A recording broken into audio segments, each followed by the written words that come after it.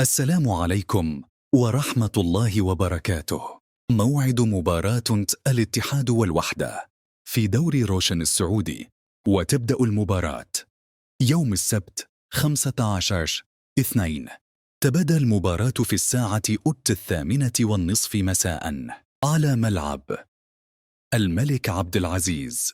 المواجهات المباشرة بين الناديين: نادي الاتحاد 11 انتصار، نادي الوحدة انتصاران، تعادل 1 بين الناديين، ويقع نادي الاتحاد في المركز الأول برصيد 49 نقطة، ويقع نادي الوحدة في المركز 17 برصيد 13 نقطة.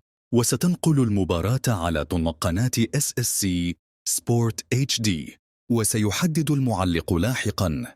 ولا تنسى الاشتراك في القناة ليصلك كل جديد.